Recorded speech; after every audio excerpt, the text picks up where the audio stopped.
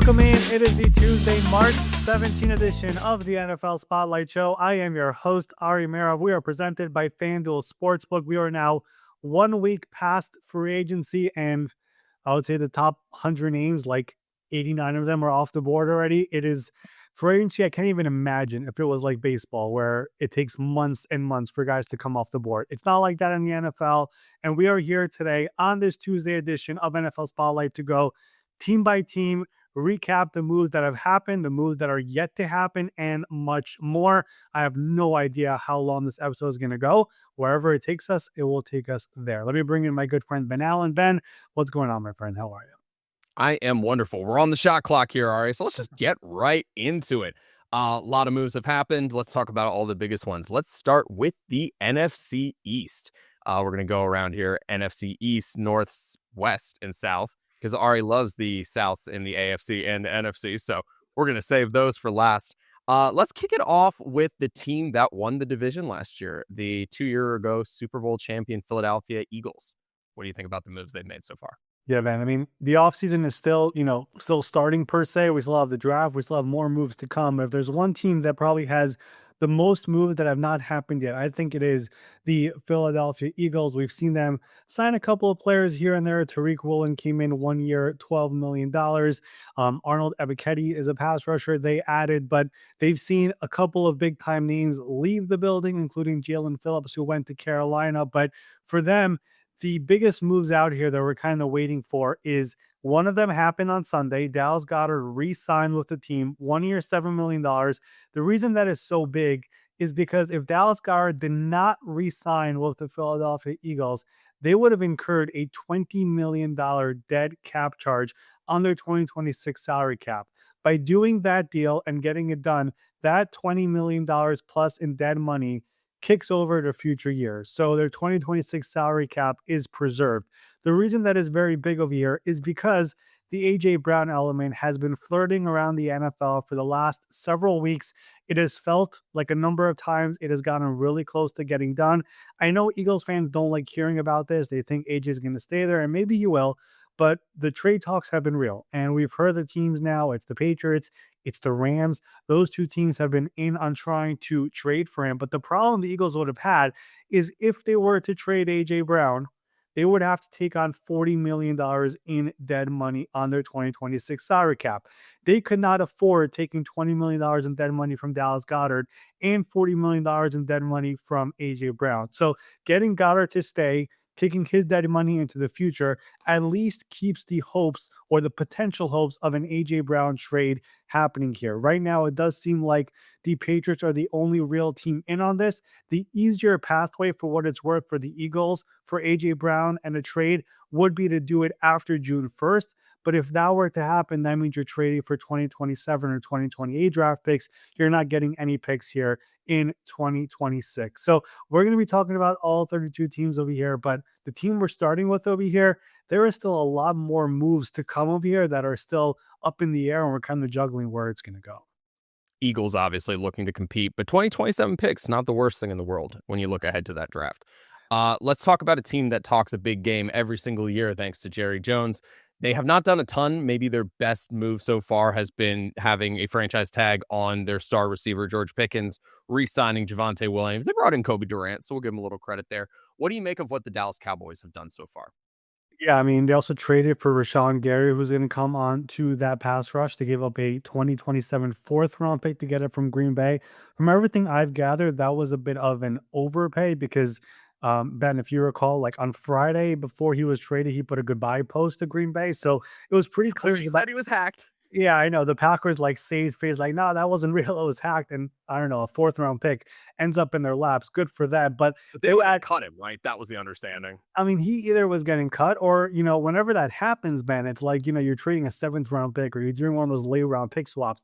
For Green Bay to get a fourth round pick, that's quite the coup for them in this situation. But you add him onto this pass rush. They traded away Osa Digizua, who they paid last year. 4 years, $80 million. The reason for that trade is because they already have Quinn Williams and Kenny Clark, who are both making also over $20 million per year. It's basically impossible to have three defensive tackles making that much money, so they ship him away, even though he is the youngest of the three from that crew.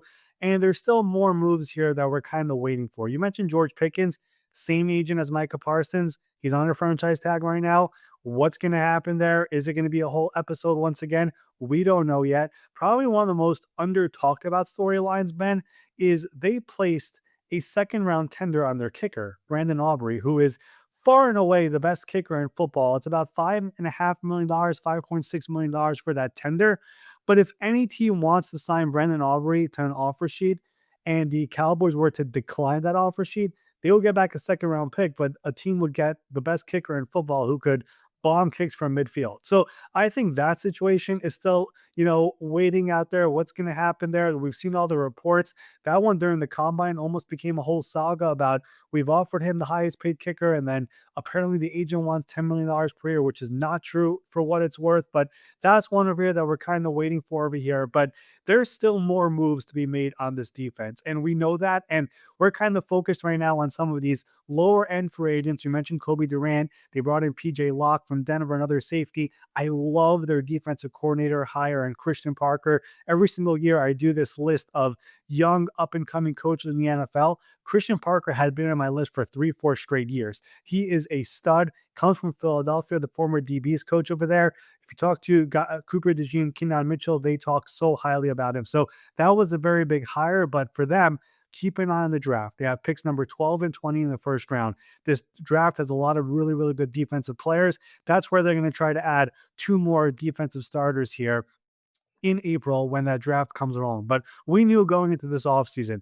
the offense in Dallas for the most part is set. It's the defense. They had to add 5 or 6 more impact players on that defense. They've done a little bit so far by adding Rashawn Gary. They added Jalen Thompson, the safety, who could also play a little bit of linebacker as well. So they added a couple guys here, but the draft is going to be where they're going to try to add 2 more impact starters right away on that defense. Well, speaking about the defense, we got to talk about the Washington Commanders next. They, besides, going with Chiga Okonkwo on the offense, they've made a real big emphasis on the defense. They've brought in guys like Adafe Owe, Caleb on Chason, Dietrich Wise, Leo Chenal, a lot, Amik Robertson. They're spending some money on some of these guys to try to help bolster a defense that at times was pretty rough last year. I know, obviously, an underperforming season for a team, I think, that had decent hopes, 5-12. What do you make of what the Commanders have done so far? I mean, let's think about the Commanders for a second, right? Year one of Dan Quinn and Adam Peters, their GM, they make it to the NFC Championship game. One of the bigger surprises in really recent football history with their number 2 overall pick in Jaden Daniels. The next offseason, they're like, we got to push forward. We got to push forward. We're ahead of schedule. We have an unbelievable young quarterback. Let's go for it. And they're trading for, they traded for Marshawn Lattimore in the trade deadline, and they traded for Deebo Samuel, and they traded for Laramie Tunsil. And they added so many of these older veteran players like Von Miller, and they brought back Bobby Wagner, who was, a 17-game starter for them. They brought back Zach Ertz, and it was like the oldest roster in football by far. And eventually what happens? Everyone's getting injured. You cannot, keep up with such an old roster for a full 17-game season. So they go into this offseason realizing we have to get younger. And they did that. I mean, you mentioned some of the names. Odafe Owe, 4 years, $96 million. Some teams would not have paid that money. Teams were like, hey, this was a player who's a former first round pick, has a great, resume in terms of what he was coming out of the draft, but really shined last year in a handful of games for the Chargers after that trade. A lot of teams around the NFL, for what it's worth, when it comes to Odafe Owe, they were like, the Ravens need a pass rusher. Jesse Minter had him with the Chargers. Eric DeCosta drafted him, and they had no interest in signing him. That was a bit of a red flag for some teams. But the Commanders go out there. They pay him big money. They bring in Leo Chenal from the Chiefs. They bring in Amik Robinson from the Lions. Nick Cross, the young safety who's from the DMV, comes over on a 2-year deal as well from the Colts. Caleb on Chason does the 1-year deal with the Commanders. It's a bit Hassan Reddick-esque of what he's doing because Chason started his career as a bit of a bust, had a breakout year last year in New England, and it's like, I want a long-term deal. No team wants to give it to me. Let me prove it again on a 1-year deal. That's what Hassan Reddick did years ago after a breakout year in Arizona, did the 1-year deal with the Panthers and got the long-term deal from the Eagles. He's trying to do the same replica of that as well. But overall, it's about getting younger. And they've done that here in this free agency. And probably the biggest and most notable thing the Commanders have done this offseason to me is they have a defensive-minded head coach in Dan Quinn. They hired Durante Jones, former NFL Spotlight guest, who's going to be calling this defense this year. So all these new defensive players coming in, these are the guys that Durante Jones wanted as well on this defense. He's a Brian Flores guy, comes from that tree, and he's going to be the one calling this defense this year with all these young players joining this roster. I really liked what they did because if you remember the first day of free agency, I tweeted two teams to keep an eye on, the Titans and the Commanders. Washington was essentially shut out on the first day. And then all of a sudden, the second day came around, and that's when they went crazy and signed all these next tier players who probably didn't have the market they were expecting, but still got good 2, 3 year deals to join Washington over here. So they've added a bunch of players throughout this entire free agency. Even in the backfield, they added 3 or 4 running backs over here with Rashad White and Jerome Ford coming in as well. Rashad White, 1 year, $2 million, former teammate of Jaden Daniels in college, and probably the biggest surprise to me of them all over here is their guard, Chris Paul, who many people thought would have a big market, did not have the market he had. And in the end, returns to Washington on a 1 year deal to be back there at left guard. So overall, the patience, the not overpaying, and getting all of these players and getting significantly younger, that is a very, very big win to me for this Washington Commanders franchise. Wrapping up the wrapping up the NFC East, we have the New York Ravens. Oh wait, no, sorry, New York Giants. You wouldn't know with John Harbaugh leading the team there. A lot, a lot, a lot of Ravens joining the squad this year. Yeah, I mean, John Harbaugh wanted to get his guys, wanted to bring in guys who could teach the culture, prove the culture that he had in Baltimore. And you're right. I mean, some of these guys who were in Baltimore are joining this team, from Isaiah Likely to Jordan Stout, the punter, to Patrick Ricard, the fullback, or Darius Washington, the safety is joining over here.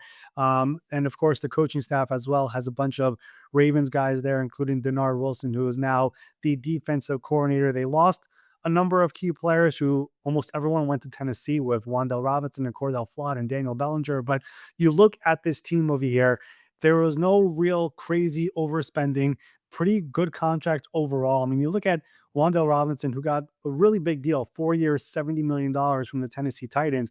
The Giants were never going to go that far. And the way they pivoted was, hey, we're going to sign Calvin Austin for 1 year and $1.5 million. And we're going to sign Darnell Mooney to a 1 year deal worth up to $10 million. And Mooney had an unbelievable first year in Atlanta of over 1,000 yards. Last year in training camp, he suffered a broken collarbone, kind of hurried his way back to play during the season, did not have the year he expected. New GM, new head coach in Atlanta, gets cut, and now joins this Giants roster. That's probably the right way to spend in free agency. And I think they did a really good job at that. Isaiah Likely now joins Theo Johnson in those 2 tight end sets in New York. Isaiah Likely will have way more playing time now here in New York with no Mark Andrews there. So I like what they did over here throughout this free agency. Obviously, John Harbaugh is trying to do this thing his way. He has a lot of say when it comes to personnel. It's him, it's Don Aponte, another former Spotlight guest here, who is running the show there. Joe Shane is still there. We'll see what his future is after the draft. He still needs a contract extension, which he has not gotten yet. So we'll see how all that unfolds. But this team did not do anything too crazy in year one of John Harbaugh. Sometimes we see new head coaches coming in that's just a crazy splash of signings all over the place. They spent smart when it comes to all of this. And I'm still kind of waiting on one more move over here when it comes to the offensive line. I can see that happening. But also, Kayvon Thibodeau, their former number 5 overall pick, he's available on the trade market. We'll see when that happens over here in the coming weeks, potentially. And then the draft itself, number 5 overall pick, where do they go? Could it be a Caleb Downs? Could it be a running back in Jeremiah Left? I would be very shocked if that ends up happening. But Caleb Downs is the one I'm kind of eyeing for this team, because you think of John Harbaugh, you think of Kyle Hamilton, you think of Ed Reed, you think of his time during the Eagles where he was a DB's coach. He had Brian Dawkins. I'm eyeing Caleb Downs at number 5 overall when we get to the draft here next month. All right, let's move to the NFC North. The Chicago Bears have had a lot of changes. Guys like DJ Moore on their way out, new faces like Kobe Bryant on their way in. What do you make of the moves that the Chicago Bears have made to kind of shuffle around money and kind of shuffle around the way that their roster looks on maybe a secondary tier? Yeah, I mean, they have a lot of moving parts here. When you win the NFC North in year one of a new head coach, you're like, hey, let's run it back, make some tweaks here and there. That was not exactly the approach the Bears took of year. They are looking at this situation as, hey, how do we get 1% better at every position here? And that's really what they were trying to do here. If you look at their secondary, they had 23 interceptions last year by the defense. 19 of those are gone and out the door when you take account of Nashawn Wright, Jaquan Brisker, Kevin Byard, CJ Gardner Johnson, Jonathan Owens, and Tremaine Edmonds. Moved on from all those guys. And the five defensive backs that I mentioned, there was not really a market for them. All five of them got 1 year deals. Chicago could have easily matched. They decided not to. They want to reset on the secondary. We saw a lot of big plays given up, even though they had a lot of interceptions last year, and they did just that, going out there and getting a Kobe Bryant from Seattle, like you mentioned, signing a defensive back from Buffalo and Cam Lewis to a 2 year, $6 million deal.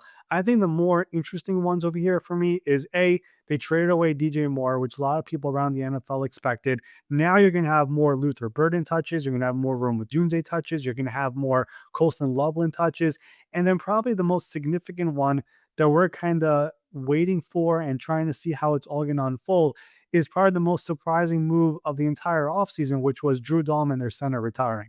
Out of nowhere, unexpected, 27 years old, played every single snap last year, was a Pro Bowler last year, and calls it a career. No one has really talked about why, how, what's the reason.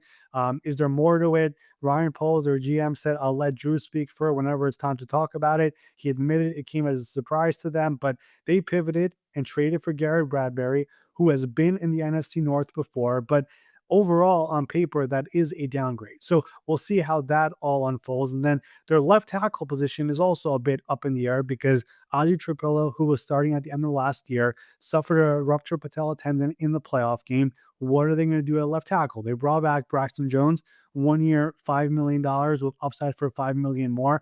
But that was a player that Ben Johnson benched last year. They're taking a flyer on Jedrick Wills, the former number 10 overall pick by the Cleveland Browns, who did not play last year because he was dealing with a bunch of lingering knee issues. He feels like he's healthy now. Could he be an option out there? And then Taylor Decker, who played for the Lions, was with Ben Johnson. He was released. He's still a free agent. Could he become an option for this team? So that's really the bigger question over here when it comes to this team. It's the offensive line at left tackle and at center, and how that all evolves over here as we get closer to the draft and, of course, eventually training camp. But overall, this team was all about getting 1% better. Another good example, by the way, Devin Duvernay was amazing for them last year as a returner. Move on from Duvernay, sign Khalif Raymond, somebody who's a little bit better. So they're trying to find any edge possible over here, and that's kind of what they were doing throughout this free agency.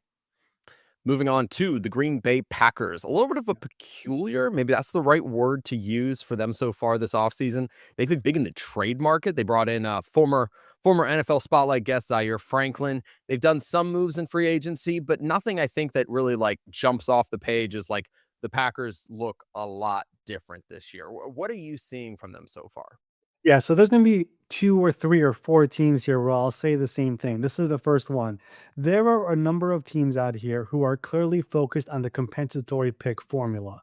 The Green Bay Packers fall into that category. And you mentioned it before, the 2027 NFL draft is loaded.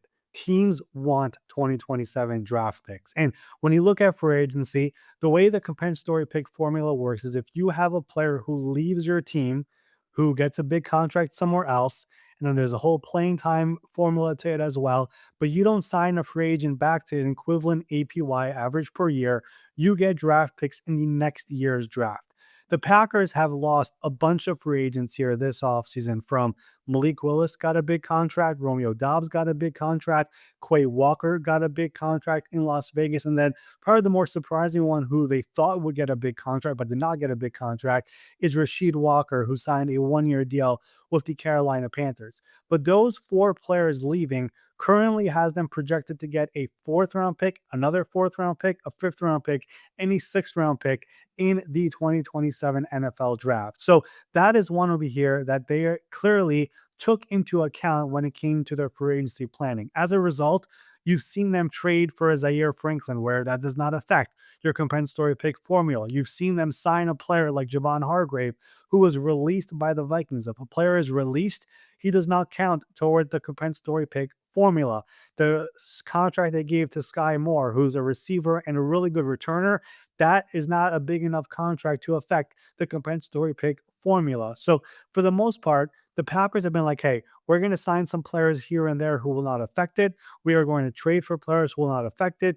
And then that's the way we're going to build out our roster over here moving forward. So clearly, that was their plan of attack. They're taking this very seriously. And that is how they're trying to build out this roster over here moving forward. And again, right now, it does not excite fans when you're like, oh, we're trying to get picks for 2027. But trust me, at this time next year, when we start talking about the 2027 NFL draft, that draft is loaded. We're going to be finding gems in the third, fourth, fifth, sixth rounds, seventh round in that draft. So many people are talking about it. So many people are excited about it throughout personnel departments around the NFL. And some of these teams are clearly aware of that. And as a result, they're being very cognizant of it over here in free agency. And not to mention that those picks will also be very good trade chips, which will probably carry more value than they ever have. Well, not ever, but in a lot of cases. Let's move on to what you got. What were you gonna say? Yeah, I mean, we'll talk about it more over here about all these picks, but whenever you know you now have extra picks in a set draft, it makes it easier to trade one of those picks come training camp if you need a player or before the trade deadline. If the Packers are going to be 7-2 at the trade deadline, I guarantee you they're going to trade one of those fourth round picks to get an impact player to get even better. So instead of everybody going nuts over here and saying, why did we not sign player X? This is going to result in something at some point of year from now until the trade deadline if your team is going to be competitive. Right. All right. The Minnesota Vikings, maybe the best value signing of the offseason, getting Kyler Murray into the building at a minimum of $1.3 million. Sorry, JJ McCarthy fans, your memes are probably going to remain where they are right now. Doesn't look like we'll be getting anything new unless, hey, maybe he throws a curveball at us during the preseason. Minnesota Vikings, where do you see them standing right now? Yeah, another team out here that came into the offseason with a very difficult cap situation. I think they were $40 million over the cap. As a result, we saw them move on from a lot of big time players. Javon Hargrave was released, Jonathan Allen was released. We saw Aaron Jones get released and be brought back on a significantly reduced contract. They did it to a lot of players. TJ Hawkinson took a big pay cut as well. They really had to find some edges over here and find some discounts. And probably one of the biggest quarterback competitions we're going to be talking about come training camp is going to be in Minnesota, where they signed Kyler Murray, 1 year, $1.3 million. It's going to be him versus JJ McCarthy. I would be shocked if Kyler Murray found the way to lose that competition because I don't think he signs there if he does not believe he is going to be the starter. But that is one significant move over here that Minnesota made. Aside from that, it really hasn't been much activity from this team. Eric Wilson, a really good linebacker who Brian Flores likes, is back on a 3 year deal worth over $20 million. They signed a cornerback in James Pierre, who was pretty underrated there in Pittsburgh last year, to a 2 year, $8.5 million deal. And that has been about it. Probably the bigger story right now in Minnesota as we get ready for the draft in about a month is who's going to be this team's GM. Because right now, Kwesi Adolfo-Mensah was fired abruptly after the Senior Bowl, and they currently have Rob Brzezinski, who has been there forever, who is more of their cap guy, kind of managing everything there in the front office and trying to make sure the coaching staff and the front office all work together and collaboratively. So after the draft is over is when they intend to hire a new GM. Maybe it's going to be Rob and they just retain him, but that is probably one of the bigger stories over here that is still looming when it comes to the Minnesota Vikings. But not much activity from them over here in free agency. The cap is definitely part of it. The contracts they've given out over here over the last several years, a bunch of them, some of them, not a bunch of them, have backfired. Probably the other looming thing here that we're kind of waiting for is Jonathan Grenard, their pass rusher, who is a trade candidate. I know the Eagles have had some interest in him after they did not get Jalen Phillips back. They've been asking for a second round pick. The bigger issue here is that whoever trades for Grenard would also have to give him a contract, which some teams have given some pause to that because he has a injury issue. I believe it's a shoulder issue, which some teams have been a little bit I don't want to say concerned, but they don't believe a second round pick plus a contract will be worth it when it comes to that. So that is probably the other thing over here that's still looming in Minnesota. And finally, we have the last place team in the NFC North. Chris. Not it doesn't feel right saying that about a team that had an above 500 record, but the Detroit Lions. Maybe one of their biggest moves so far has been breaking up Sonic and Knuckles with David Montgomery sent to the Houston Texans. They've only made one big signing, I would say, Cade Mays. There's been some other ancillary stuff that's taken place. Do you feel like the Detroit Lions are setting themselves up to be in a better place this upcoming season than where they were already? I mean, this is going to be there's so much work to be done over here in Detroit this offseason with their own players. I mean, you think of that draft class they had 3 years ago with Jameer Gibbs and Jack Campbell and Sam Laporta and Brian Branch. All those guys are extension eligible here this offseason. So, how do you pay all of them? How do you move forward, especially when you already have so many big contracts on the books? And that is the result of why you see a David Montgomery who gets traded away because he has a big contract, wanted an adjustment, also felt like he was not getting enough playing time.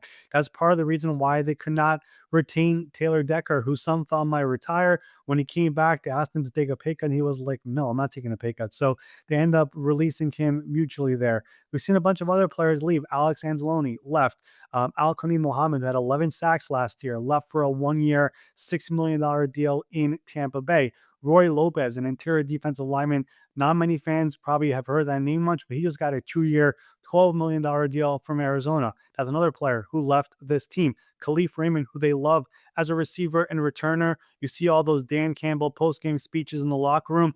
I think Khalif Raymond probably got 3 or 4 game balls over the last couple of years for how much of an impact he made. He goes to Chicago. They are getting to the stage of a roster building where it's really, really difficult to keep everyone. So their biggest splash, like you said, was a 3 year, $25 million deal for Cade Mays, a player who Carolina wanted to keep, but eventually the price got too high. We've seen the center position be a problem over here in Detroit since Frank Ragnow retired. It got to a point where they tried to get Frank Ragnow to come out of retirement last year. And of course, speaking of failed physical, which has been a big discussion this offseason, he failed his physical there in Detroit. So they go out here, they got Cade Mays. He's going to be the center moving forward, but they still have to figure out left tackle. They signed Larry Borom from the Miami Dolphins, 1 year, $5 million.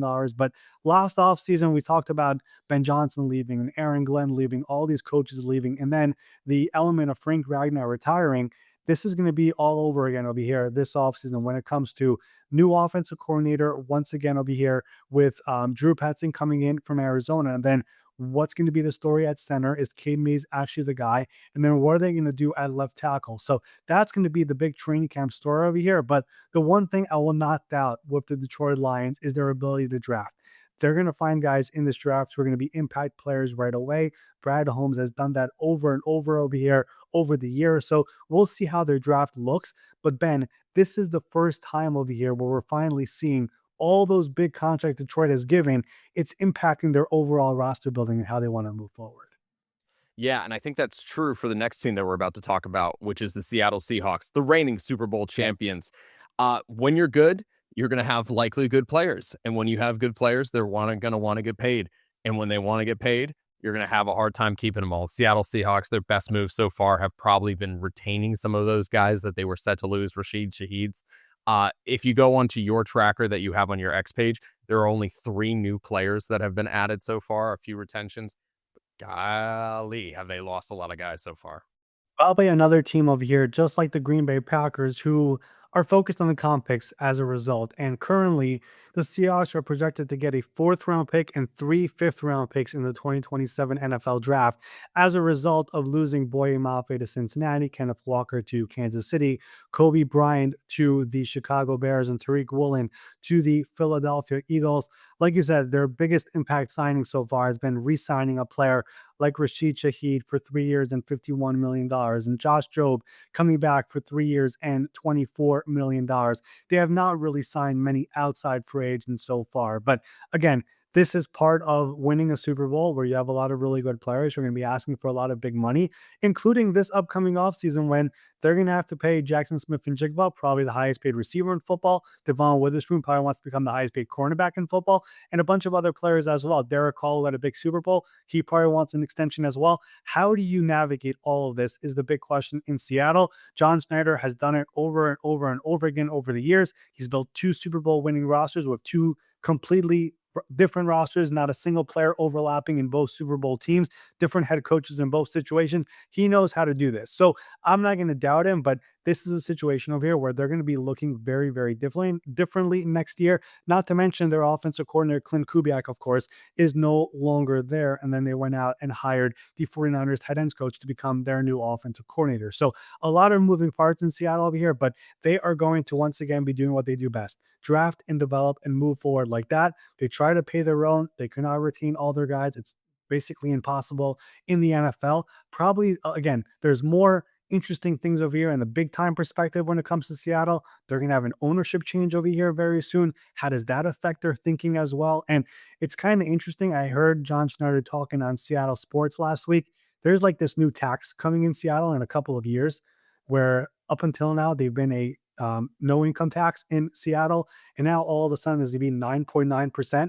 Have you heard about this? I don't know if you've heard about it, but if you're a Not millionaire, by Seattle. I yeah, mean, the laws. yeah, well, this is a real thing. Starting in, I believe, 2028 or 2029, the Seattle area in Washington for millionaires, they're going to be taxed at a 9.9% rate, I believe. Up until now, it's been 0%. So John Schneider talked about how so many agents have been texting him, you can't get away with that sales pitch anymore. So I do find that to also be very interesting in all of this. It doesn't affect them right now, but the overall Seattle world right now is definitely changing over here. And that's something that John Schneider has had in his back pocket for many years, and now no longer will have that over here in a couple of years. Well, this next team has never been able to be a good sell for their sales tax because we have the Los Angeles Rams next.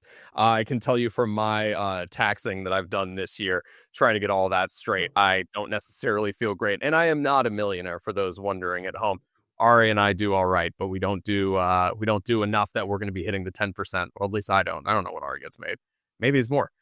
We're going to go ahead and table that for another day. Another conversation. Let's talk Los Angeles Rams. Second in the NFC West last year. Had to double check that because you get the 49ers. They got so close there for a minute. You weren't 100% sure who was going to finish on top. But the Rams, second, they make maybe the biggest splash trade that actually got completed, bringing in Trent McDuffie, RIP to Max Crosby and my Ravens. You bring in Trent McDuffie, you bring in Jalen Watson, you bring in or you retain Cam Curl. That secondary looks like they are ready to go out there and fight fist and fist against Jackson Smith and Jigba. What do you think about the Rams? This is their all-in window once again. I mean, we don't know how long Matthew Stafford is going to be doing this. He won the MVP. In his MVP speech, he announces he's coming back because some people thought maybe he's going to retire. And it's really amazing to me because the one thing the Rams have struggled with the most, and this is one of the best drafting teams in football, it's drafting cornerbacks. I mean, they just decided, you know what, screw it. We're just going to go out there and get the two best cornerbacks available, and we're going to bring them in, and that's going to solve our problem. We're going to bring in Trent McDuffie in the trade. They give up a 1, a 5, a 6, a future 3 to make sure they get him, plus give him a market resetting contract, and they bring in his good friend from Kansas City, Jalen Watson, on that 3-year, $51 million deal. And now they have both of Kansas City corners in their secondary. They also retain their safety Cam Curl, like you said, on that 3-year, $36 million deal. Another former NFL Spotlight guest over here. He gets paid. They also paid their other safety, Quinton Lake, during the season. He was supposed to become a free agent. This is a team who never paid safeties and always struggled drafting corners. And all of a sudden, they have all four now locked in.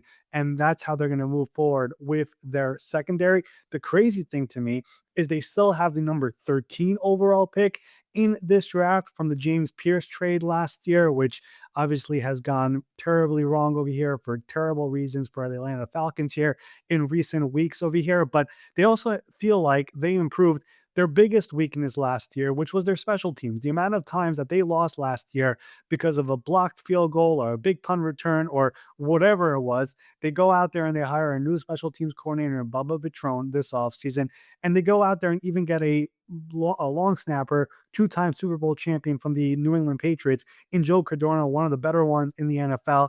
They literally made sure to get every little detail fixed over here this offseason so they could go out there, get to the Super Bowl, which, by the way, next year will be in SoFi Stadium, their home stadium, where they won their last Super Bowl when they beat the Cincinnati Bengals. This is as all in as it gets by this Rams team. I don't doubt their drafting. They've been so good at drafting at every round. They have traded away their own first round pick in like 9 of the last 10 drafts. The only time they did not, they drafted the defensive rookie of the year in Jared Verse. So I don't know who they're going to get at number 13, but mark it down. That dude is going to be a Pro Bowler over here. So this team is going for it. They want to make the Super Bowl in their home stadium this year. That's their goal. And obviously, the way they've been operating this offseason is pretty clear what they're trying to do. San Francisco 49ers, third in the NFC West. Mike Evans comes in. They also just brought in Christian Kirk right before we started recording here. Juwan Jennings is seemingly on his way out, and I imagine that Brandon Ayuk will be cut at the most inconvenient time for Ayuk so they can try to get every little bit of anger out of him they possibly can. Mac Jones is a trade target. I guess they're asking for a lot. What are the 49ers up to?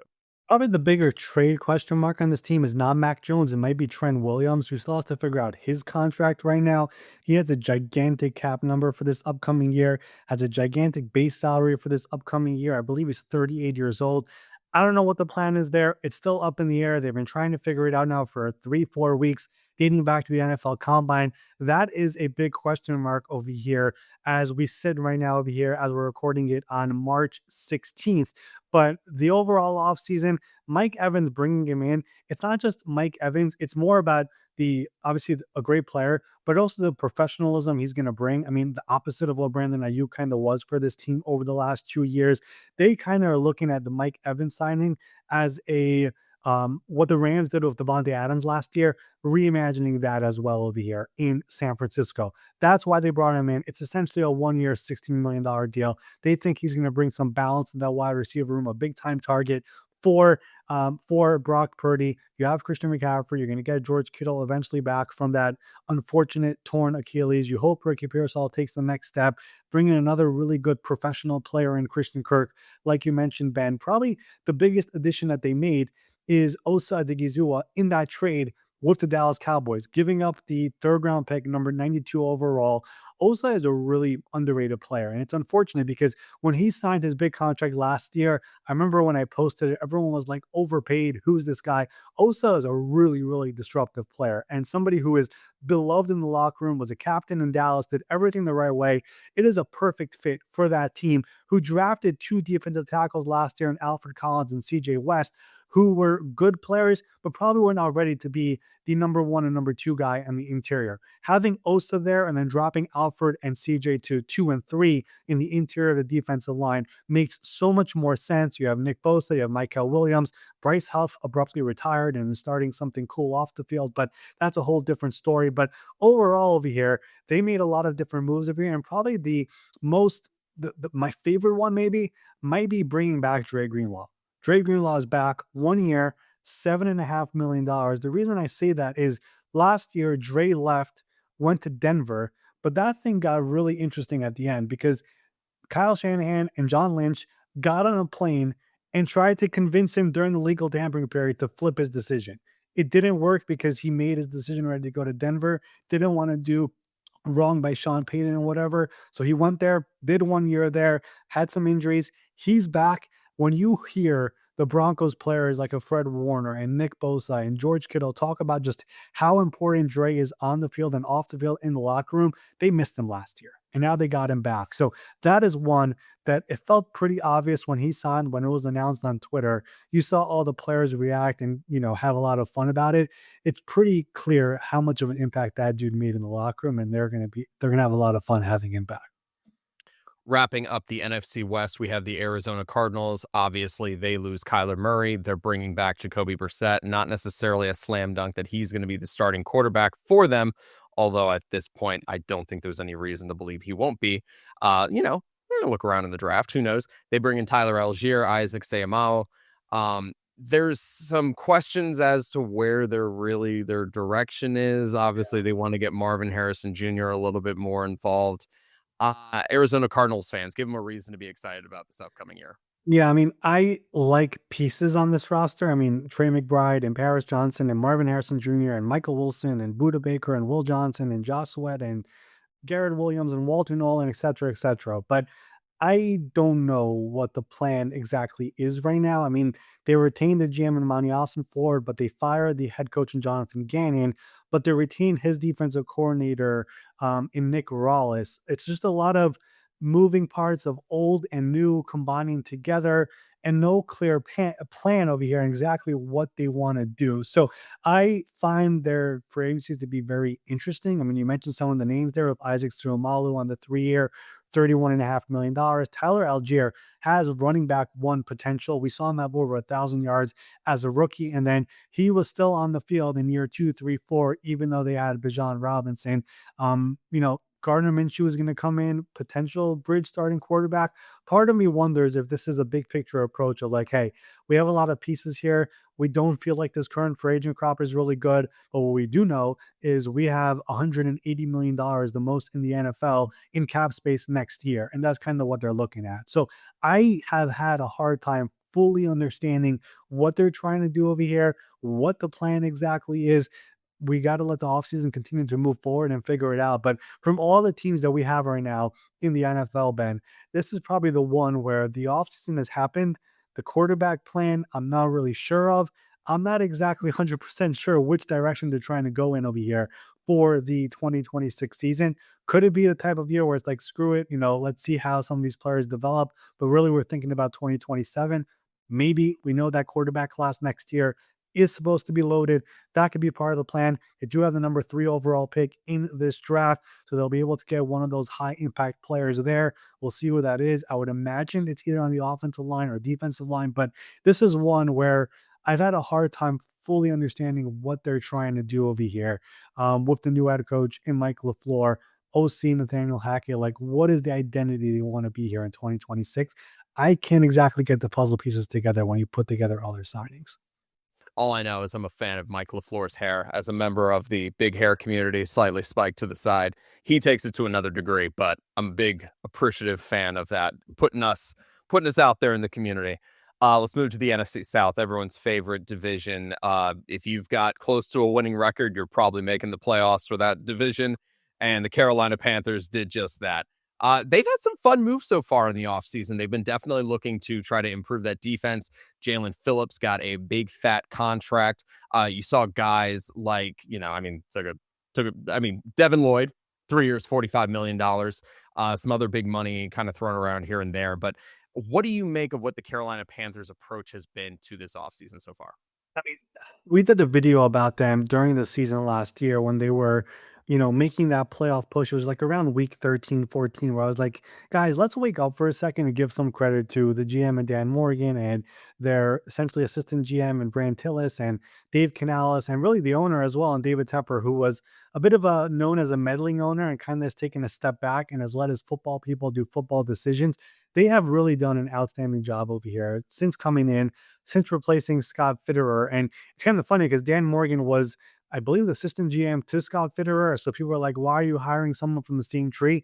He clearly had a different philosophy of how to do this. And they've done a really good job of draft and develop. Of course, they had the offensive rookie of the year in Tedderell McMillan last year, but also of building this team through free agency and finding players who were going into that second contract and players where the current team just could not retain them for whatever reason it was. I mean, in Jalen Phillips' case, the Eagles could not pay that much. In Devin Lloyd's case, it sounds like the Jaguars want to go through the whole compensatory pick formula, which we'll talk about over here in a second. Each player has a different reason as to why they wanted to bring them. Look over the years. I mean, last year, same thing. Trevon Merrick, really good player. They brought him in free agency. They've signed Robert Hunt on the offensive line, Damian Lewis on the offensive line. They have really done a good job of finding players on the free agent market over here over the last 3 years since they arrived in Carolina. And the rest of it has been drafting those players in rounds 1 through 7. They've been able to find players throughout the draft over here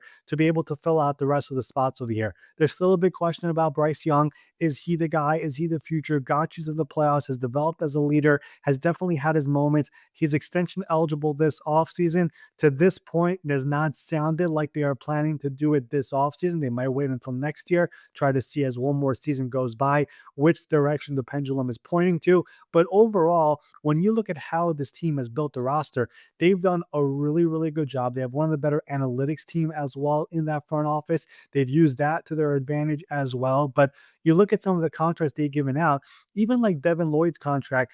Devin Lloyd did not have the market he thought he was going to have. 3 years, 45 is definitely a lot, but he thought he would get 18, 19, maybe 20 on the market. They let the market come down, got him at a really good rate for 3 for 45. The Rasheed Walker signing, 1 year up to 10.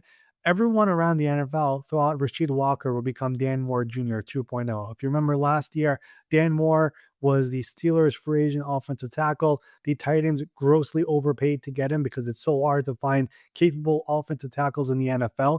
People thought Rasheed Walker would be the same thing. It sounds like he overshot his market in the first 2 days of free agency, and eventually teams moved on in different directions. He goes to Carolina, 1 year deal up to 10. Very, very good deal for Carolina. When you consider the circumstances, Ike Ekwonu suffered a very, very gruesome torn patella tendon in that playoff game versus the Rams. He's going to miss the upcoming, the beginning of the season here this year. Now you have Rasheed Walker stepping in. They have done a really good job at finding value, waiting for the market to come then. And they've really built a really, really good roster here, which last year was supposed to be the leap year. I don't think anybody thought playoffs for them, but they made the playoffs. They now have expectations over here this year to try to repeat as NFC South champions. But overall, the way they've built this roster over 3 years, when you think of the fact that when Dan Morgan was hired, they were supposed to have the number 1 overall pick, but I was traded over to Chicago in that big trade. They have done a pretty good job of building this roster, considering all the way they were handcuffed when it comes to their salary cap and the draft pick outlook when they were initially hired. Tampa Bay Buccaneers, the team that usually makes the playoffs with the losing record, they've had some interesting moves so far. You bring in guys like Kenneth Gainwell, you retain Cade Otton, Ashawn Robinson gets a nice deal. One of my favorite players in the league, Alex Anzalone. Our first spotlight guest ever on this show, Levante David, still up in the air whether he's going to be returning or retiring. How do you look at this team? Are they back ahead of the Panthers, or the Saints obviously going to be in contention? Like, what do you think about Tampa Bay right now? They also have a Baker Mayfield extension at some point this And offseason. you lose Mike Evans. And you lose Yes, Mike Evans. the big one is obviously Mike Evans leaves. Levante David, like you said, is either retiring or returning. And for now, they brought in Alex Anzalone. They really had to figure out that linebacker room from start to finish. And the only person who was a guarantee return, if he wants to come, was Levante David. I like some of the moves they made. Kenneth Gainwell was outstanding for Pittsburgh last year as a pass catcher and as a runner as well. Also in pass blocking, he was pretty good. I mean, the amount of times that Aaron Rodgers praised Kenneth Gainwell last year, it had to be at least 4, 5, 6 times in his press conference talking about just how grossly underpaid he is and how much he deserves to get paid. Got that 2 year, $14 million deal. Alex Anzalone, by the way, lives in Tampa Bay, took far less money to go to Tampa Bay. That's how much he wanted to be there. But this is a team that is kind of in transition a little bit of moving on from some of those players like the Mike Evans. They would have welcomed him back. But like we said last week, it just sounds like Mike Evans wanted a new challenge. But they are ready to move forward with a lot of these younger players over here who they've drafted and developed over the years. And really, the big issue for Tampa Bay last year, and they started off really great. I think they were 5-1 or 5-2 to start the year, and then they fell off a cliff. It's all the injuries that they had last year. I mean, on the offensive line, virtually almost all the starters they had were injured at some point over the course of the season. Some of them were season-ending injuries, like their guard Cody Mauch. Kalaja Kansi suffered a season-ending injury. They had a couple of young rookies who they were really excited about, David Walker included, who suffered a season-ending injury in training camp. Like, they had a lot of players who were injured throughout the course of the year. Mike Evans missed time, Chris Godwin missed time, Emeka Ibuka, who had an unbelievable start to the year, eventually was playing out of position. They had a lot of things going on over the course of the year, which impacted the way the year went. They need health to be on their side first, but it also just feels like a team that is ready for this next era of Tampa Bay football, where some of the faces that we've seen for a long time are no longer going to be there. And it's time to show out our young players of the year. If Mike Evans is no longer there, we're going to be seeing a lot more of the Tez Johnson and Jalen McMillan, and obviously Emeka Egbuka as well. They're moving forward over here with this roster. And for them organizationally, it just sounds like, hey, we've drafted so well. We're going to continue to draft really well. But we also need our guys who we drafted to be healthy and show that they could be the players we believe they could be. So I'm not worried about Tampa Bay. I think they'll be fine, but I think health is obviously the biggest factor for them. We got the Atlanta Falcons next. You got Michael Penix Jr. there, and you got another lefty in the room now with Tua Tagovailoa. Jahan Dotson deal, which I had to just double check to make sure I was reading that right. 2 years, $15 million. Okay, I don't fully understand that. I guess when you have Kirk Cousins, you just kind of say, whatever, we'll just throw money all around this, or do they? Atlanta Falcons, what do you make of this team?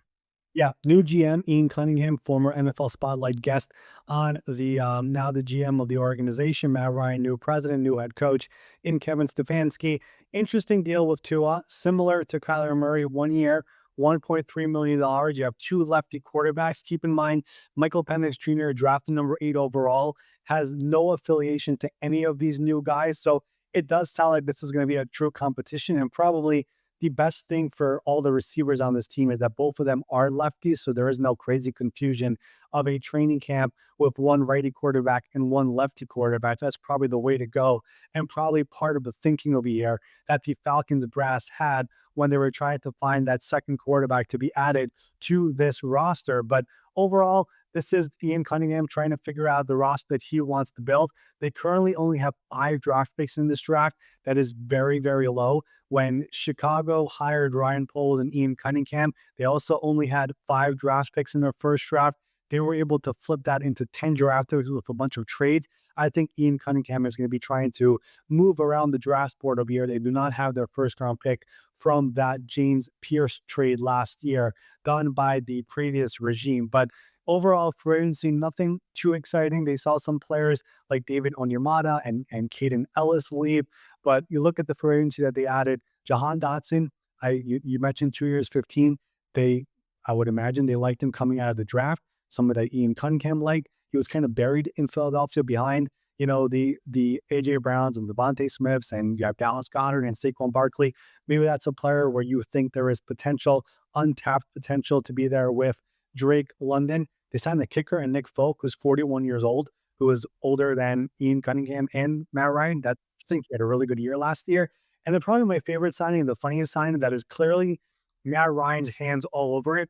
Austin Hooper, who played for the Falcons, started his career with the Falcons, caught passes from Matt Ryan. He gets added to this roster. That was clearly a Matt Ryan decision right there. But they still have to figure out the Kyle Pitts situation. He's on a franchise tag for 1 year and over $15 million. Is that a play on the tag? Is that a long-term deal? There have been some murmurs around the NFL of teams trying to call the Falcons to see if he's available in a trade. Again, we mentioned it before. They only have 5 draft picks. So we're going to be keeping an eye on that situation. But overall, a bunch of 1-year deals over here. They're trying to figure out what this roster is for 2026. And I think 2027 is the year where they're going to be spending a lot more. Final team in the NFC, a team that I'm like sneaky excited about. Maybe I'm just high off the Tyler Shuck medicine, but we got to talk about these New Orleans Saints. They've actually, I mean, for a team that has always had issues with their books, money pushed off into the future, you look and they're $120 million over the cap. They're starting to get it a little bit cleaned up, which I'm sure you're going to talk about. They bring in Caden Ellis, they bring in David Edwards, Noah Fant comes in, and then a guy that I just, for the life of me, how is it Travis Achan now? Did his brother change his name too? Like, are we all Achans now? Is Devon Achan going to change his name again because he loves to change the pronunciation? There's a lot of stuff that's got me confused about that decision, but where are we with the New Orleans Saints? Does Alvin Kamara stay with the team? Give me the lowdown. Alvin Kamara is still up in the air right now for his future, but like you said, they signed Travis Achan to become their new running back. That's going to take time to get used to, but it's kind of funny, man. A lot of these players, after they get paid, they tell us that we're right. Namdi Matabuke became that after he got paid by Baltimore. Josh Hines Allen added Hines after he got paid by Jacksonville. So it's like all these things. It's like Terod Taylor was. I don't know if he was necessarily paid with that, but he did Yeah. change it. Yeah, but I'll tell you this much. I like what the Saints are doing. You mentioned their cap situation for years and years and years. Really, after Drew Brees retired, they decided like, hey, we still have a really good roster. Let's keep on pushing forward. And they were just stuck in the middle of like, not terrible, but not good.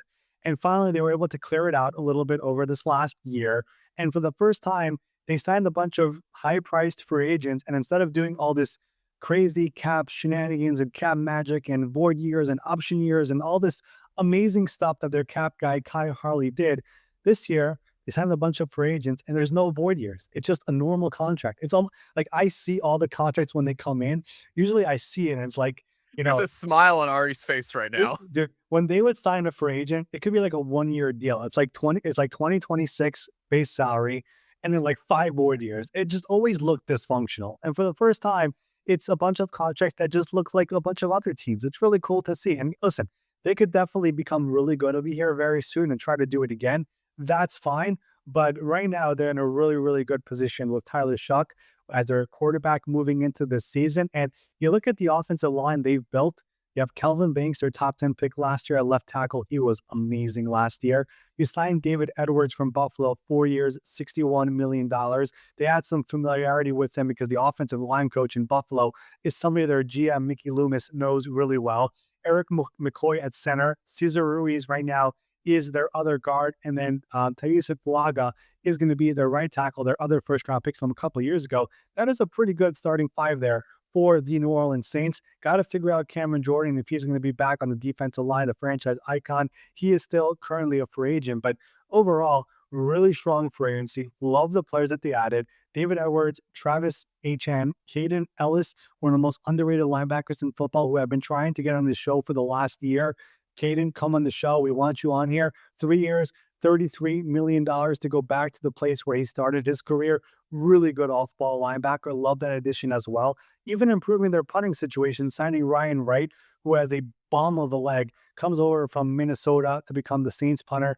I like what they've done. This team quietly won 4 of their last 5 games last year. Kellen Moore had those guys bought in. We're going to bring back their beat reporter Nick Underla on the show at some point here this offseason, but I feel like this team is on the up and up, and quietly they found a way to figure it out up here over the last couple of years.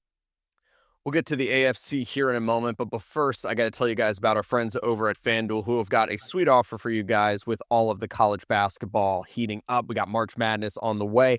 The bracket is set, and the games are going to be kicking off before you guys know it. The college basketball parlay profit boost is in order. Here's how it works. Build any college hoops parlay you like, the early tip, the rivalry game, the ranked matchup, the late West Coast game, shootout, mixed spreads, totals, props, whatever fits your read of the slate. Then just apply your profit boost and instantly bump up that potential payout. Go safe, go spicy, go with your team that you've been following all season. It's your parlay, it's your style, and now it has more upside than ever. Head over to FanDuel.com to get started. Let's talk this a little bit of football when it comes to FanDuel, because as we've been going through, all of these moves, there have been a few moves that actually have had a change on how we view the potential Super Bowl matchup. The Ravens, my Ravens, they've had a tough one. I think Max Crosby might have brought it up a little bit, but they, as the season ended, they were right in competition for that. They've now been leapfrogged by the Buffalo Bills. Obviously, they bring in DJ Moore, and we're going to get to them more in a minute. But do you think that that is a proper reflection that right now, that in the AFC, the favorite should be the Buffalo Bills? I think you can make an argument for a number of teams here in the AFC, but as of right now, as we're recording right now, I think it's fair to drop the Baltimore Ravens just a little bit because the offseason they've had so far has been a bit chaotic. I think that's fair to say. They did bring in Trey Hendrickson, but you look overall on the way this roster has been built so far. I mean, they've lost so many players from Tyler Linderbaum to Isaiah Likely to Charlie Kolar to Draymond Jones and Eloy Gilman and Patrick Ricard and Keaton Mitchell and a bunch of other players. And so far, their top signings have been Trey Hendrickson and John Simpson. I mean, that's kind of what it's been so far. There's still a lot of holes to fill. We'll talk more about them here in a second when we talk about their overall preview here. But this is a team that needs to fill out their roster right now. So the odds, they're updating every single day. And as of right now, it makes sense that from all of these teams, the Ravens still have a lot more work to do over here to get their roster to where they want it to be for the 2026 season. As a bunch of coaches have said over here, Ben, There's no games tomorrow, no games next week. Roster building is a 365-day thing. But as of right now, Baltimore is one of those teams that has a lot of work to do. This is very true. Yeah, like we were talking about, it's plus 470 right now for the Buffalo Bills, plus 500 for the Ravens, Chargers plus 700, Chiefs plus 750, and the poor New England Patriots, despite the Super Bowl, plus 900. I imagine that as people get closer to the season, they'll change their bets. Their numbers will change. But one thing that won't change is FanDuel Sportsbook being the best sportsbook in the world. Head over there right now, learn how you can use your college basketball profit boost, get all that locked away before the games kick off, and even play along as you're going. So a lot of fun stuff there. Also got to tell you guys about our friends over at Root Insurance. We're really happy to be working with these guys. Root Insurance believes that good drivers deserve better rates, so they've created a new kind of car insurance that rewards good drivers in an easy-to-use app. While you drive, they gather and analyze data from your smartphone sensors, and after a few weeks, you'll get a car insurance quote based primarily on your driving, and you can even test it out before you switch, which helps you get the perfect way of knowing what you're going to be paying based off of your driving, which honestly, we all need a little bit of feedback, Ari. But Root can help coach you on that before you switch. And speaking of tech, the Root app makes it easy for you to adjust your coverage, update your policy, or file a claim in just a few minutes. So head over to root.com and learn how you can save for good driving. And we saved the AFC for after all of that. Feel like that little play on words as we get over to the AFC side of things. Right now, we're trending at about an hour. That's pretty good getting through this. Let's go to the AFC East, where we saw those New England Patriots we just spoke about make it all the way to the Super Bowl. They're getting hated on. Apparently, they're not even the favorite to win their division. Is that right? Sounds right. I mean, you would know better than me when it comes to the overall odds, but when you look at what the Patriots have had so far this offseason, a lot of movement. Obviously, they moved on from a player like Stephon Diggs. They traded away Garrett Bradbury. They're going to shift over Jared Wilson from guard to center. They have Elijah Barrett Tucker coming in, who is a Pro Bowl caliber player, but injuries have been an issue. 2 torn triceps, 1 torn Achilles. They still felt comfortable enough to give him 3 years and $42 million. They signed Romeo Doubs for 4 years and $68 million. That is a player who could be a really good receiver, but you're taking out Stephon Diggs, who had over 1,000 yards last year, and replacing him now with Romeo Doubs. We mentioned A.J. Brown before. If there's one team that might trade for him, it is these New England Patriots. Obviously, Mike Vrabel knows him really well from Tennessee. If it was up to Mike Vrabel, he would not have been traded the last time around in Tennessee when he went from Tennessee to Philadelphia. That is the one team everybody is watching. They have the number 31 overall pick in this draft. If A.J. Brown was to be traded before the draft, I would imagine that could be the pick that could be going the other way. So that is still a team over here that still has other moves to be made over here when it comes to the team. But Draymond Jones joins the team as well. Coming over from Baltimore, was a midseason acquisition by the Ravens, had a bunch of really good games for the Ravens, definitely improved their pass rush, could be used in a multitude of different ways, could be played inside, could be played outside, could be used as a linebacker.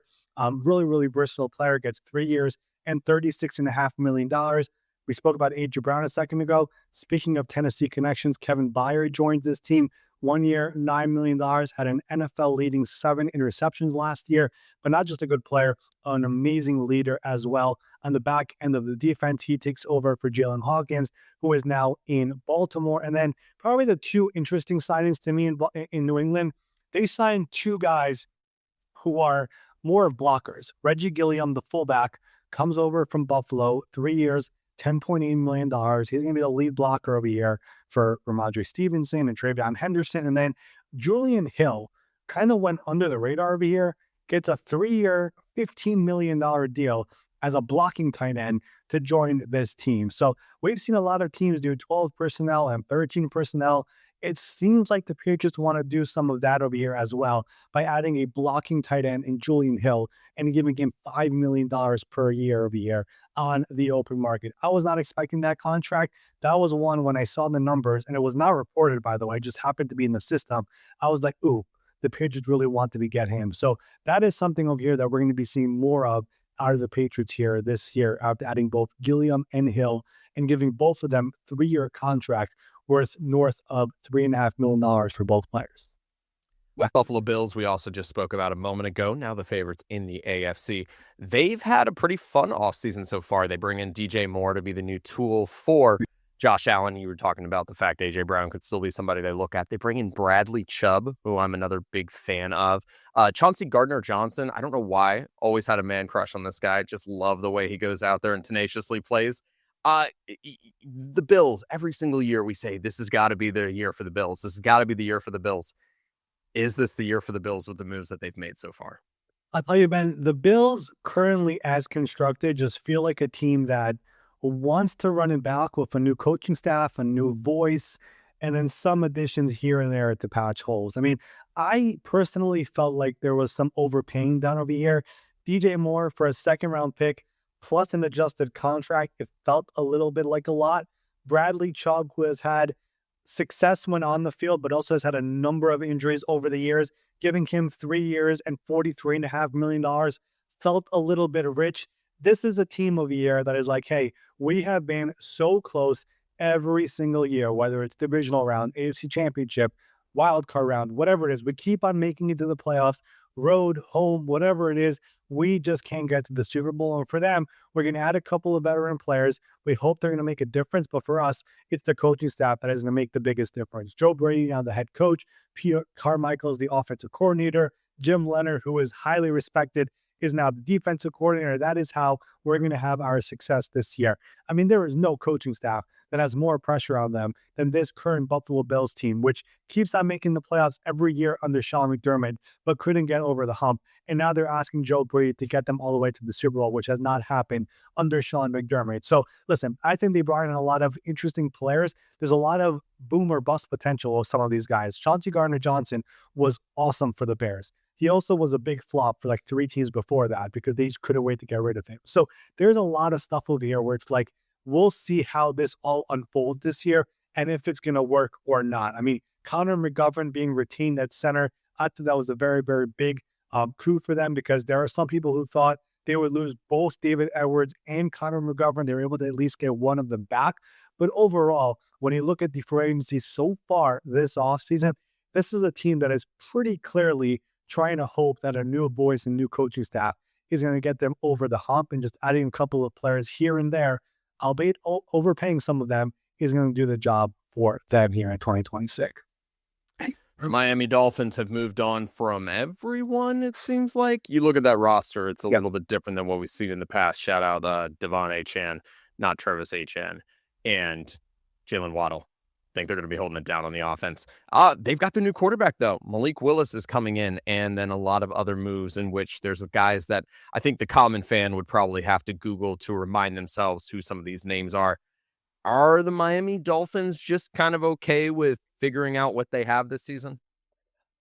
On the Miami Dolphins got $99 million in dead money from cutting Tua Tagovailoa. That definitely makes roster building very, very, very, very difficult. So they have a new head coach in Jeff Hafley, new GM and John Eric Sullivan. Their plan has been very clear. We think we found that quarterback in Malik Willis. We'll give him 3 years, $67.5 million. We know him from Green Bay. Nobody else is getting a multi-year deal.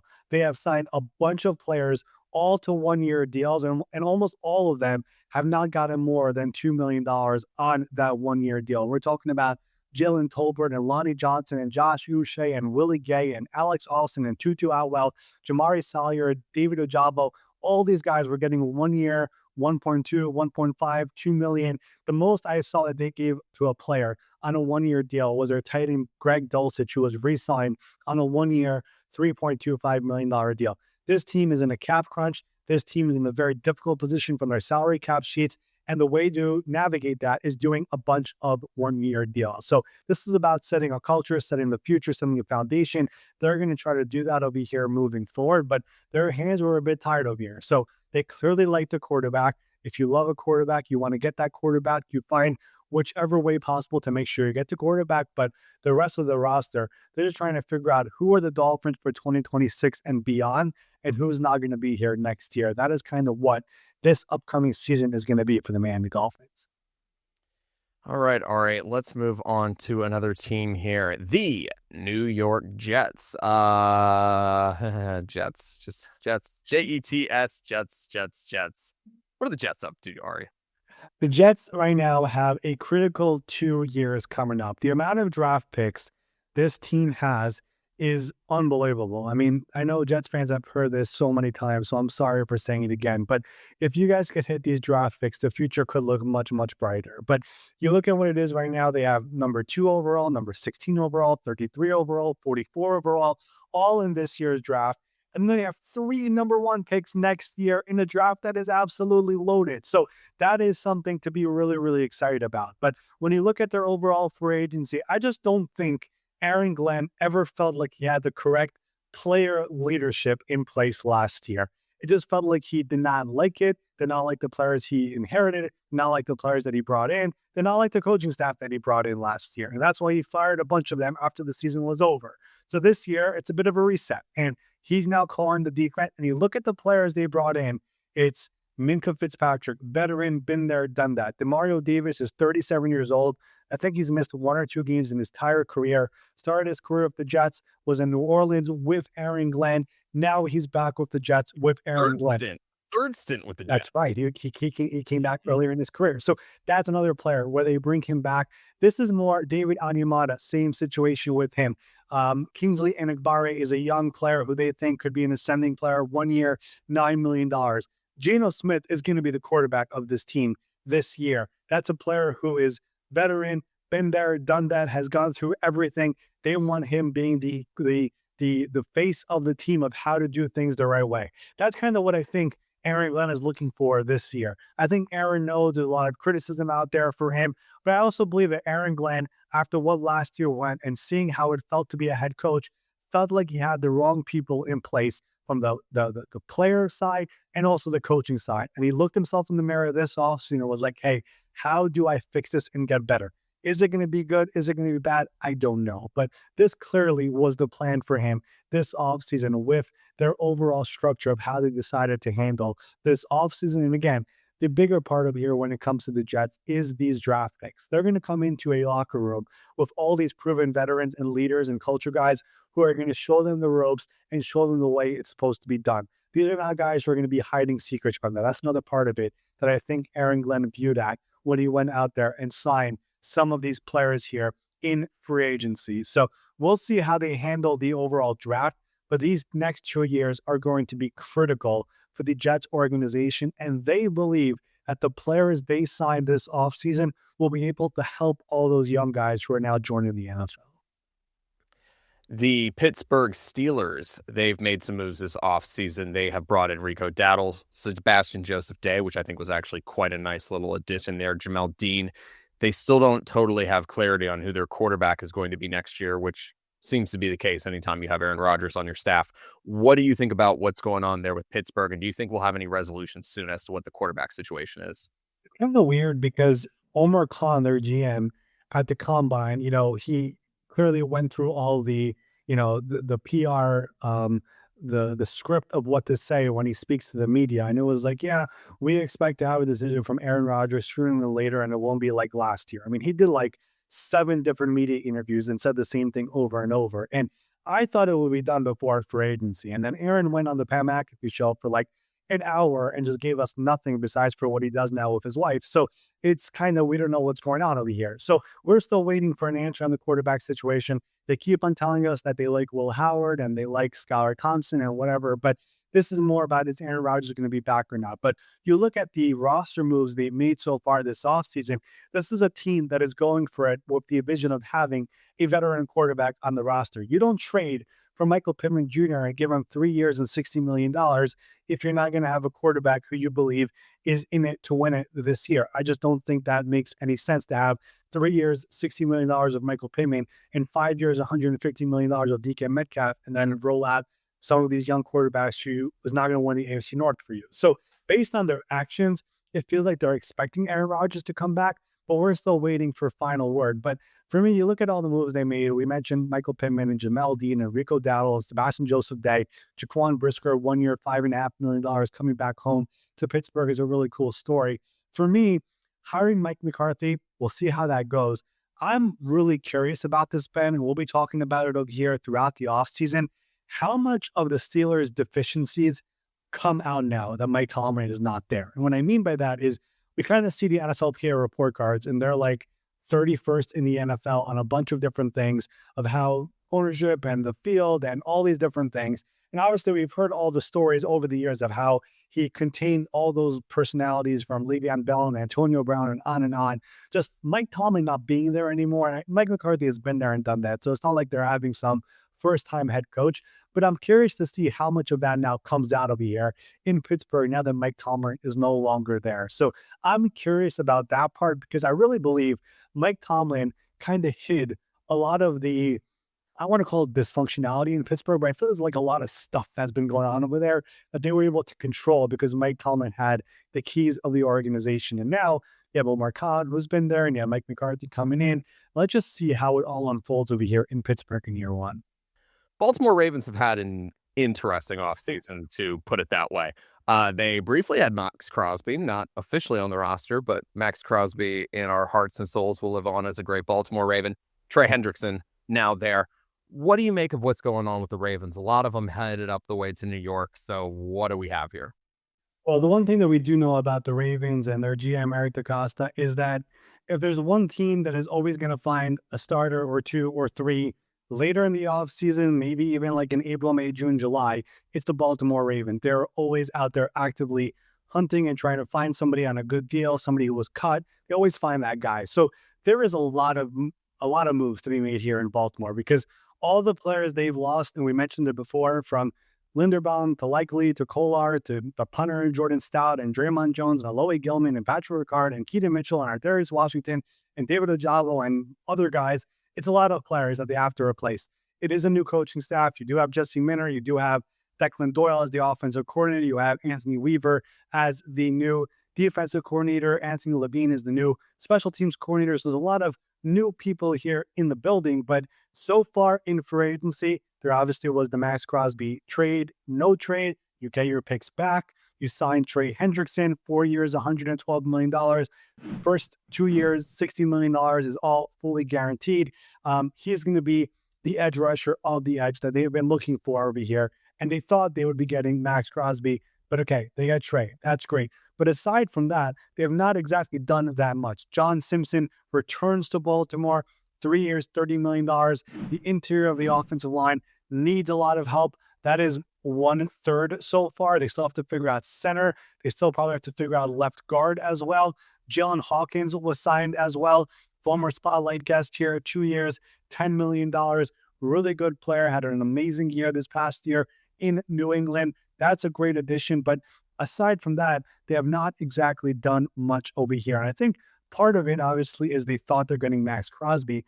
Another part of it, which we talked about briefly a few weeks ago, is this Lamar Jackson situation. He needs a contract extension. Their owner openly said, Stephen Bisciotti said after firing John Harbaugh, that he wants to get an extension done before free agency. They did not get an extension done. As a result, they restructured his contract, kicked it down the road. His cap number next year is almost $90 million. They added a void year as well. That is something over here that continues to hover over the organization with how they're able to handle Lamar and giving out all these other contracts. The Max situation threw things off. Getting Trey was a good pivot, but the Lamar thing also is something that we will continue talking about until they figure it out. It took forever the last time. It's now taking over a year to figure it out this time. And that's despite the fact the owner publicly said on the record that he wants a deal to get done. And once again, a deal did not get done. So the Baltimore Ravens situation, we spoke about a few teams over here over the course of the episode of teams that, it's going to take some time until we actually see the full roster come together. I think this roster right now, compared to what it's going to be come September, I think we're seeing like 65% of the roster right now is set. There is a lot more moves right now to be done over here in Baltimore. Trey Hendrickson out. Guys like Boye Mafe, Jonathan Allen, and Brian Cook in for the Cincinnati Bengals. What do you think of their moves right now? Yeah, there's more for the Bengals to do for sure. That defense was horrible last year, but their defensive spending spree so far is very reminiscent to me to the year they made the Super Bowl. If you remember, they signed Trey Hendrickson and DJ Reader and Mike Hilton and Chidobe Awuzie and Larry Aginjobi and Von Bell and on and on. And that defense was a really good defense called by Lou Anarumo. And of course, they had Joe Burrow and T. Higgins and Joe Mixon and Jamar Chase. And they were able, obviously, to get to the Super Bowl and just barely missed beating the LA Rams in SoFi Stadium. They have the same five offensive linemen coming back next year. The offensive line was much better last year compared to previous years. All five are back with Orlando Brown getting extended, Dylan Fairchild going into year two, Ted Karras at center, Dalton Reisner was re-signed a very team-friendly deal. Then Amarius Mims, the former first-round pick, is at right tackle. I like what they've done so far. Boye Mafe is an ascending player, 3 years, $60 million. Brian Cook comes in. They have not had a safety on the back end ever since Jesse Bates left as a free agent. You get Brian Cook for 3 years and $40 million. Jonathan Allen, defensive tackle, veteran player, former guest here on the show, NFL Spotlight, 3 years and $26 million. I still think there's more money they could be spending here. They could restructure Joe Burrow's contract. They could restructure Jamar Chase's contract. They have not done either of those yet.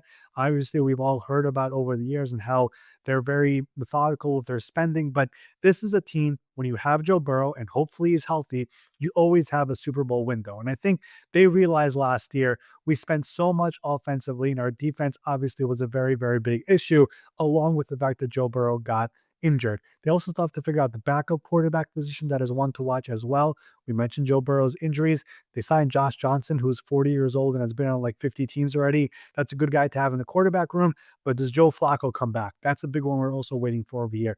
You need to have a capable backup quarterback when your quarterback gets injured almost every other year. It's a very critical position for that Cincinnati Bengals team. So I like what they've done so far. I think they will compete for the AFC North next year. Health is obviously a big part of here, but I would like to see them do more of here because, like I said, when their offense is clicking and whenever it's healthy, it is clicking, that team could be dangerous. You know how high I've been on them the last couple of years. They've proven me wrong, unfortunately, but if they're able to get this defense together and get healthy, I think this team will be in it next year. I'm not sure, Ari, if Shador Sanders is the long-term fix for the Cleveland Browns at quarterback, but I do know that they are trying to give him every opportunity to be able to have success next year. They are beefing up this offensive line. What have you thought about what the Cleveland Browns have done so far? Well, their offensive line had 0 starters at the start of the offseason. Every single one True. was a free agent, so they better do something when it comes to the offensive line. Acquired right tackle Titus Howard from the Texans for a 5th-round pick. They gave him a nice contract to come over as well. Zion Johnson, the guard from the Chargers, former 1st-round pick. Interesting contract for sure because he's probably had more downs than ups so far. So they're counting on the development and him improving to become the player that he once was in college and why he was a top 20 pick in the draft a few years ago. Elton Jenkins, the former 2-time Pro Bowler from the Packers, comes over on a 2-year, $24 million deal. He's definitely better at guard than at center, so we'll see where they play him. Tevin Jenkins re-signs on a 1-year, $4 million deal, former 2nd-round pick. They still have a glaring hole at left tackle. They might go out there and have DeJuan Jones, who has suffered multiple season-ending injuries, but they are picking at number 6 and number 24 in this draft, and there are a couple of capable left tackles in this draft, so that could definitely be a pathway they are looking at. And again, we don't know what the quarterback situation is be. Shador Sanders is there. Deshaun Watson is there. Dylan Gabriel is still there, but it seems like he's been forgotten about a little bit when it comes to that team. They feel really confident their defense is good to go. It's set. They have a new defensive coordinator, Mike Rudenberg, who comes over from the Falcons. Jim Schwartz is gone, but they feel good about that. They knew the offense was where they had to work on over here this offseason. They've done a lot of work on it. Todd Monken's new head coach. I don't know who the quarterback is. Offensive line is definitely improved, but it's still one of those teams over here that as the offseason goes on, we're going to be talking a lot about the Cleveland Browns and what direction they go in over here, especially at quarterback. But overall, the GM said, Andrew Berry said, we're going to be focusing heavy on offense, and they've done that so far. Out to the AFC West, we have the Denver Broncos. If you go through your tracker, a lot of things that say re-sign, but not seeing anything that says signed yet. What are the Broncos up to? I am stunned by the Denver Broncos, stunned. And the reason I say that is this team was a game away from the Super Bowl, in a game they might have won if they had their quarterback who did not play, with Bo Nix obviously suffering that ankle injury in the game before. And all offseason long, their end of season press conference, George Payton, the GM, the head coach Sean Payton has probably said it 3 or 4 times. They kept on saying the quarterback contract that has been on our salary cap the last 2 years is off our books. They were talking about Russell Wilson's dead money. $85 million over the last 2 years was on their books. It is gone. They mentioned it so many times. I thought they would be aggressive here this offseason and trying to add more players in free agency, try to take that next big step after winning the AFC West. And like you said, zero outside free agents have been signed by the Denver Broncos so far this offseason. And listen, they have come close on a number of players. I know Broncos fans don't want to hear that. They were in on Travis Etienne. They came in second place on All that. right, Travis Eh, Achan. Let's Tra- let's make sure we get it right here, Ari. Travis Achan. Well, he was ETN when they were trying to get him. So, Fair. yes, yeah, there we go. So Travis Achan, they tried to get him, fell short on that one, but zero outside free agents shocks me. It really does. I cannot believe it. And again, there's still a lot more time left here in the offseason. They'll probably make a couple of trades here. They've been in the trade market here as of late, trying to acquire a player or two. So I think more will happen here. But I thought this team would be active day one and day two. They have Walmart money with those owners. So they could do the cash over cap. They could do all of that. I am shocked they have not done as much as I thought they would do here in free agency. Yeah, particularly when you look at some of the other teams that are in their own division that are doing some things. The Chargers, for instance, they've got their fair share of re-signs, but you bring in guys like Charlie Kohler. You do make a good effort to bring back in Khalil Mack. He ultimately does come back in there. Trey Pipkins, Tyler Biotish. What about this team right now makes you think that they could be better next year? We talked about how Broncos fans are upset. Ben, Chargers fans are just as upset. I Yeah, I mean, was gonna say they've got heart, they've got a couple, but like not like super happy. yeah, I mean, this team had over $90 million in salary cap space entering this offseason. New offensive coordinator Mike McDowell, which they are very excited about. And so far, they have not exactly been the most active team when it comes to spending on players. And part of it, I do think, is also the compensatory pick formula, which as of right now, they're projected to get a third round pick for Odafe Owe leaving. Their GM, Joe Ortiz, in his introductory press conference when he was hired a couple years ago, when he was asked about his philosophy, his answer was, I love comp picks. That was his answer. So he's definitely a big believer in that. When you look at some of the signings they've made, Tyler Biotish, their new center, 3 years, $30 million, he was cut. That does not count toward the comp pick formula. You look at Alec Ingold, the fullback they signed from Miami, he was cut by the Dolphins. He does not count toward the compensatory pick formula. Dalvin Tomlinson, defensive tackle, 1 year, about $6 million. He was cut by the Cardinals. He does not count towards the comp pick formula.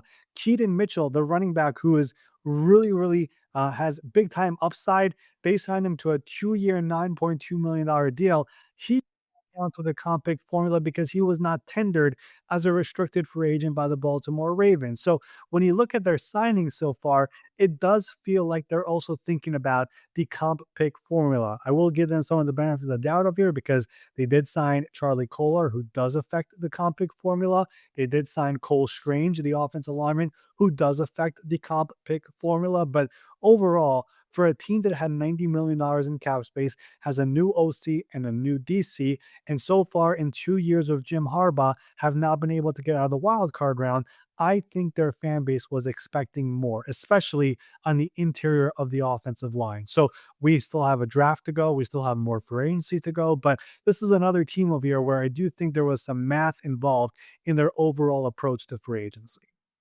Moving on to the team that used to be the top of the division, but was every single year for as long as I can remember, the Kansas City Chiefs, 6-11. Patrick Mahomes gets hurt. The rest of the year is kind of moot at that point. You bring back Travis Kelsey, you bring in Kenneth Walker, but you lose some guys in the secondary. What do you make so far of what the Kansas City Chiefs have been able to accomplish so far? Yeah, I mean, let's start with the secondary here because this is a team that obviously just lost Brian Cook and Trent McDuffie was traded. And of course, Jalen Watson left as a free agent. This is a team that actually has drafted really well in the secondary over the years. And clearly, they believe they could do that again. Sometimes that's a risk to do, but you look at the players they've drafted over the years. The Jerry Sneed, who was just cut by Tennessee, that was a mid-round pick. Jalen Watson was a seventh-round pick. Trent McDuffie, they traded up for him in the first round. This is a team that also historically, when it comes to cash spending, is near the middle of the NFL. So they just could not pay everybody when you look at the overall current roster. So they move on from the secondary pieces. They believe they could figure that out over here in the draft and maybe sign some guys on the lower end of free agency here in the coming days and weeks. But you look at the other moves they made over here, the running game over the last couple of years. I know they've had Isaiah Pacheco and Kareem Hunt and some of these guys. Those guys were not big time threats. I mean, yeah, they scored some touchdowns here and there from a yard out. They need a home run threat out of the backfield. They almost traded for Brees Hall last year. They made it an emphasis this year to make sure to get a guy in the backfield who could be a threat no matter what, whenever he's in the game, whether it's play action, he does not get the ball, or when he does get the ball and is able to break a big one all of a sudden and impact the game. Keep in mind also, Patrick Mahomes is going to be coming back from a very, very serious injury.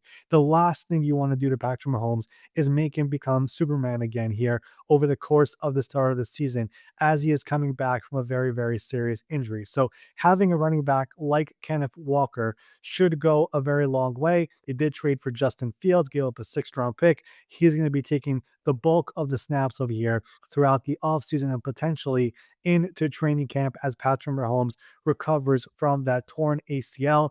The rest of the offseason of year, Alohi Gilman comes in on a 3-year, $24 million deal. He was outstanding for Baltimore after coming over in that trade last year. He's going to take over for Brian Cook, who left for Cincinnati. So you swap 3 years and $40 million for 3 years and $24 million. Again, that is how you're able to save some money here on a roster that is already making a lot of money. And then Kairos Tonga, the defensive tackle, when you talk to some Patriots people from there from last year, they love Kairos Tonga. They use him as a defensive tackle, a big run stuffer, and also used him as a fullback last year in those short yardage situations. So I would imagine there's a scenario here where where the Chiefs could be doing the same thing. One more sign that kind of caught my eye over here in Kansas City, Imari DiMarcardo, the running back coming over from Arizona. He's going to be the backup now to Kenneth Walker. He's known by fans for that unfortunate play in the game versus Tennessee last year where he fumbled the ball before crossing the goal line. But Imari DiMarcado, over the course of his career, is averaging 6.5 yards per carry. This is a guy who's able to pick up yards, and he did it in Arizona, which is not the most amazing offensive line in the world. So that is a sneaky good signing over here who I think could have an impact for this team in 2026. Las Vegas Raiders entered free agency with the most money to spend, and they spent it. Tyler Linderbaum absolutely destroys the record for highest paid interior lineman. They go out there and they sign a lot of more guys. And you know what? They even added Max Crosby in a way. What do you think about the Raiders? Well, you know this, Ben. I'm a true believer in John Spytek, their GM. He was on the show here previously last year. They, first of all, spent a lot because they had to. When you look at the NFL, there's obviously a salary cap. There's also a salary floor. You must spend Which a like certain what amount. about?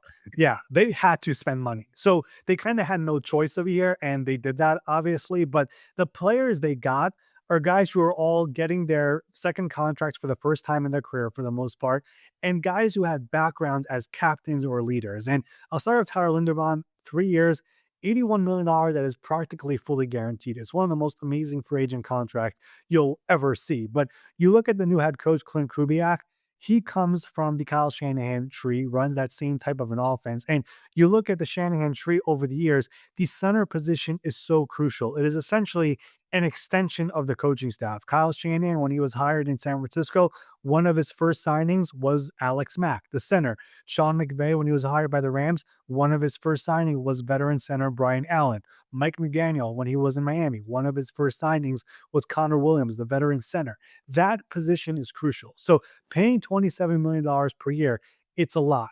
Giving $81 million over 3 years sounds insane. But Tyler Linderbaum is one of the better centers in football. He's somebody who is going to be vital for what Clint Kubiak wants to do. And when you have a new young quarterback and Fernando Mendoza most likely coming in, that is a very, very, very important position. So I get where they're coming from when it comes to that. The two linebackers they signed, Quay Walker and Kobe Dean, former teammates at Georgia, guys who know each other. I like the idea behind doing both of those guys together. Jalen Naylor was a guest on the show as well last year, NFL Spotlight. Not many people probably had heard that name much before. He gets 3 years and $35 million from this team to become a potential deep threat guy over here for the Las Vegas Raiders. And then two cornerbacks that they added. Eric Stokes, former first round pick of the Packers, was a 1 year signing last year by John Spytek. He was outstanding last year for this team. He parlays that to a 3 year, $30 million deal.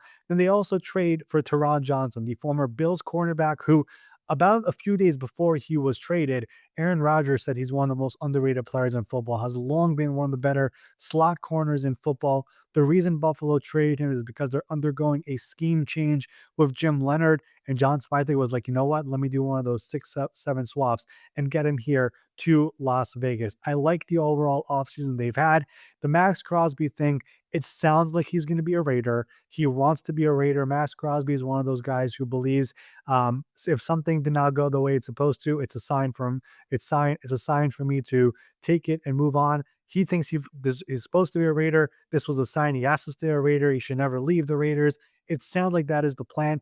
It obviously was unfortunate how it all unfolded. The Raiders, the front office, John Spytek were under the interpretation that they're going to have 2 first-round picks this year, 2 first-round picks next year, $30 million in cash and cap saved. Obviously, that all comes back onto their books and they lose the draft picks. But Max Crosby, when he was traded and the roster the Raiders had, and Max Crosby, when he returned and the roster he's coming back to, are two completely different rosters. So they're going to get the quarterback in this draft. They have a bunch of draft picks here this year, and they're going to move forward as of right now with him on the roster and obviously the face of the franchise moving forward right now. And then there was one division remaining. We are headed down to the AFC South. The Jacksonville Jaguars, 13-4 last year, kind of overperformed as the Liam Cullen-led team, I think, probably exceeded expectations. They're not doing a whole lot right now to make me think that they're really trying to go for it again next year. Only one outside signing that I'm aware of right now, Chris Rodriguez, 2 years, $10 million. A lot of guys heading out the door. What have you made as to the approach that the Jaguars have taken so far in free agency and the offseason? Well, the Jaguars GM, James Gladstone, did a press conference with reporters last week after the first wave of free agency, and he openly admitted that their free agent plan is to get compensatory picks. I mean, he was straight up about it. And as of right now, they're projected to get a 4, 5, and 6 for losing Devin Lloyd, Travis Etienne, and Greg Newsome here so far in free agency. This team right now is in a we will sign players who were cut or maybe we'll make a trade here and there. I mean, that's kind of the current vision of this team. They re-signed the very underrated player in Buster Brown for 3 years and about $32 million. He was going to get more of that, more than that on the free agent market if he got there. You mentioned Chris Rodriguez, who they signed to a 2 year, $10 million deal. That does not affect the compensatory pick formula because he was a restricted free agent who was not tendered. So he kind of counts as if he was cut by his team. So they bring him in. He actually was with Liam Cohen at Kentucky in college. So it's a bit of a reunited over here for Chris Rodriguez, who's going to have a real role on that team because Travis Achan is no longer now on the team. But yeah, this is a team who is clearly focused on the draft picks. And it's not just because they want to get more draft picks. It's not just because they gave up so many picks to get Travis Hunter last year. But as James Glasson, the GM, said, by knowing we're getting those picks and have that in our arsenal, now, once we get closer to the season and during training camp and we see who we have on this roster, and of course, once the season starts, we're going to have those extra picks to be able to make trades during the season. And James Gladstone, he comes from the Rams, the F them picks model, right? He traded for Travis Hunter, he traded for Jacoby Myers, he almost got Quentin Williams last year before he went to Dallas. Like he's willing to trade picks. And now that he knows he's getting at least 3 more picks in 2027, that makes trading during the season easier for him knowing they have extra picks in that draft. The Houston Texans are the team that were the runner up there in the AFC South after the Indianapolis Colts collapsed. They've made some interesting moves so far. Obviously, their offensive line is always an interesting one to talk about. They bring in guys like Reed Blankenship, who's looking to have a bounce back year, Logan Hall. They retain Sheldon Rankins, and then they trade for David Montgomery, who's going to be, taking the place of a guy who didn't play last year, but Joe Mixon. You're going to be pairing him with Marks. Where do you see the Houston Texans right now fitting into the landscape of the AFC South? Well, the strength is still the defense, obviously, and basically the entire defense is back. And if anything, they're adding more to it, like you said, with Reed Blankenship coming in on the back end of the team. I mean, this offseason for them, when you look at it, I mean, their strength, like I said, is the defense. They already extended Daniil Hunter. They're going to have to extend Will Anderson Jr., and there's rumblings out there. There's been active negotiations, and Will Anderson's goal, we'll see if it happens, is to get $50 million per year. But for the most part, they have been able to get everybody back. Derek Stingley is obviously back. Kamari Lassiter is back. Jalen Petrie is back. Kalen Bullock is back. And of course, you also add Reed Blankenship there on the back end. Aziz Al-Shire at the linebacker position is back. Henry TuaTua is back. Everyone from the overall team is back over here on the defensive side of the ball. The biggest addition that they probably made over here this offseason is what you said, David Montgomery, who was obviously amazing in Detroit, still has more gas left in the tank. And you look at this Houston Texans team, CJ Stroud got them to the playoffs. They won a playoff game, but clearly it was not the same CJ Stroud that we've been used to from his rookie year. Clearly it was a step back. And I think this organization is like, hey, our running back room last year was Woody Marks and Nick Chubb and whatever else we had. And this Joe Mixon mysterious injury that nobody wanted to talk about, he never played for us. They need a legitimate RB1 to get this offense going. And getting David Montgomery is a big step forward. Woody Marks is still there. We'll see what year two brings. Frankly, I would add one more guy over here in the draft as well. They need the running game to be better than what it was last year because the guys they had last year were not scaring defenses away. And as a result, CJ Stroud had too much on his shoulders over here. And clearly, CJ's unbelievable year one, defenses have figured him out a little bit. So that is a big part in all of this. So getting a running game, that is a very big plus. Retaining Ed Ingram, who had a career year last season on the interior of the offensive line, is a very big plus. Trading away Titus Howard, who wanted an extension, got $20+ million from Cleveland, and replacing that with Braden Smith, who leaves the Colts and comes here for 1 year and about $10 million, or 2 years for $20 million, $10 million per year. That is good business there by this Houston Texans team. We'll see what else they have up their sleeve. Nick Casterio is one of the most active GMs that we have in football, so they're far from done over here. But overall, you see what they've been trying to do this offseason. It's definitely improved at very specific areas, but also they have to save money over here because they have the Will Anderson deal coming up. They did Hunter, and then CJ Stroud. I don't think it's going to be this year, but if he improves, he's obviously going to get a big quarterback deal as well at some point. So they have to be able to save money at certain positions here, and they've done that this offseason. The Indianapolis Colts presumably had two players that they prioritized more than anyone this offseason with Daniel Jones and Alec Pierce. Both of them are returning to the team on pretty solid deals, if you ask me. Arden Key, they bring in, they trade away Michael Pittman Jr. to the Pittsburgh Steelers. A lot of these faces seem to be the same. They obviously were off to an incredibly hot start last year before it kind of all came falling in when Daniel Jones got hurt. Is their just goal is like, let's just get back to where we were before the injury happened? This team scares me a little bit. I mean, no first round pick this year, no first round pick next year. Traded away Michael Pittman, offensive leader, traded away defensive leader Zaire Franklin, lost Quiddy Pay, lost Braden Smith, lost Nick Cross. And then their two biggest moves were re signing Daniel Jones off a torn Achilles for 2 years and $88 million, a lot of money. And then, when there's no competition, by the way, and then re-signing Alec Pierce for a gigantic contract of 4 years and $116 million. Definitely worth it. He's a great player, but now he's being elevated from a 2/1B into the true 1A receiver on this team. And then the rest of free agency, I mean, Arden Key and Michael Clemens are going to come in as pass rushers who have been more of rotational guys so far in their career and not much more after that. And again, no first round pick in each of the next 2 years. So this team started off great last year. We know the record, we know all of it, we know how the injuries impacted them. I would also mention that the games that they won last year, when you look at the schedule and who they faced in all those wins, those were not the greatest teams in the world last year. So there's going to be a lot over here on this team to be able to rebound in a year where the division is obviously going to be better and the competition is going to be better. And you have a quarterback who is coming off a torn Achilles. And yes, he's younger than what Kirk Cousins was and Aaron Rodgers was coming off the injury, but a torn Achilles is still a very, very significant injury. So this is one of those teams where it's like this thing could either be a plan that ends up working and it's like, we proved everybody wrong over here, or this could definitely go awfully wrong. And I do think when it comes to hot seats, there's a hot seat down there in Indianapolis with the GM right now. So we'll see what ends up happening. I do think Chris Ballard is one of the better people in this league, and one of the better has built good rosters, but keeps on falling short for whatever reason. But this is quite the plan so far of here that they're rolling the dice on all of this. I made the joke earlier in the show about the New York Giants being the Ravens. Head on down to the Tennessee Titans, where they're taking some Giants along with them. Obviously not the first season I think they were hoping to have with Cam Ward under the helm there at quarterback. They've made some improvements this offseason. They were willing to go out there and spend some money, and the team looks a little bit different with guys like Wandale Robinson, Daniel Bellinger out there as well. What do you make of where the Tennessee Titans are as it stands here on March 16th?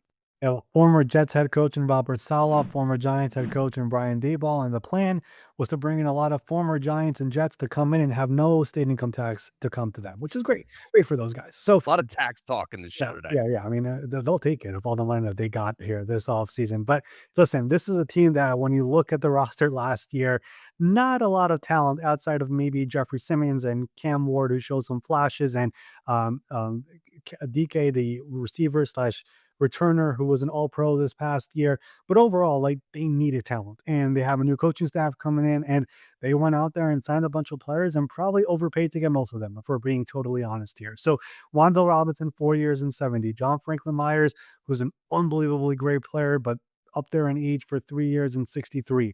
Alante Taylor, 3 years and 60. Some teams viewed him as an inside corner. Some teams viewed him as an outside corner. Tennessee is viewing him strictly as an outside corner, or they're paying him as an outside corner. Cordell Flott, former LSU cornerback, former New York Giants cornerback, 3 years and $45 million. That's $15 million per year. Daniel Bellinger, 3 years and 24. That's $8 million per year. I mean, some of the money that they gave out of here, I don't think there was anybody else close to the money that they spent on some of these players, but it's familiarity. It's players that the coaching staff knows. If they're trying to obviously build their type of culture here, they're trying to bring in more talent because they desperately need it. And they had the second most cap space in the NFL going into this offseason. So Mike Borgonzi, the GM, Robert Saleh, the head coach, Brian Daboll, the offensive coordinator. This was their big master plan. And now at least you have names over here who are going to bring talent. It's more about getting everything out of them over here going into this year. But let's be real about it. What Cam Ward was playing with last year, the coaching he got last year, it was not ideal. Let's just say it like that. He's going to have real players and real coaching this year. And Robert Saleh, who has been adamant that he learned from his first time as a coach in New York, he's learned a lot about how to do and what not to do. He's calling the defense for the first time. Did not do that with the Jets when he was the head coach. There's going to be a lot of change there. They have a new logo, new jerseys, new everything. So a lot of new in Tennessee. We'll see how it all unfolds. Spending sprees historically do not result in a lot of success, but this is a team who believes that they added a lot of players who they know, similar to how the Patriots did it last year when, of course, they made the Super Bowl. So we'll see. We'll see how it all unfolds over here. But this is a team that had to spend, and they spent. 32 up, 32 down. I don't think we missed any teams, right, Ari? I don't know. I feel like we've been talking for almost 2 hours straight. So A little over an hour and a half. That was about what my guess was, give or take a little bit. let's see. Did we cover everybody? I feel like we did. No, no, no, no. Yeah, we did. We did. We got everybody here. Look at us. Shout out to us. Look at us. I'm And impressed. for all we know, I don't expect anything. I shouldn't say that, but I don't expect anything crazy to happen by the time everybody listens to this. But this is the overall first slash second and even third wave of free agency recap for all 32 teams. And there was a lot. There was a lot, and there's still a lot more to come over here, obviously, with the draft and these fourth and fifth wave guys. I mean, when you look at the current free agent market, there's still some names out there who have not been signed for whatever reason. Some of these guys, Ben, are like, you know what? Our market wasn't there.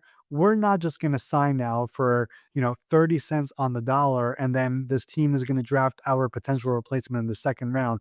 And now we're not getting any reps. Some of these players out there, especially on the quarterback market, Kirk Cousins, for example, they're like, you know what?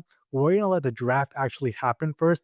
Then we're going to pick our team. So some of these guys who are still out there, we might be waiting on them for a while here. I love it, Ari. Make sure you guys are following Ari on Twitter at MySportsUpdate. If you're seeing this, you probably are. Make sure that you guys are checking out all our spotlight guests that we have coming out on Tuesday. We'll get back into a rhythm with that here soon. Obviously, right now there's a lot going on with free agency, so we've been wanting to make sure that we put a spotlight on that. I don't have anything else for you, Ari, so take us home. That will do it here for our Tuesday, March 17th edition of the NFL Spotlight Show. Thank you for listening for the hour and 46 plus minutes that we've been doing this. Hopefully, you enjoyed everything. Obviously, more moves will be happening, and we will be back here with more NFL coverage, more free agency, more draft talk over here later this week. We'll see you then.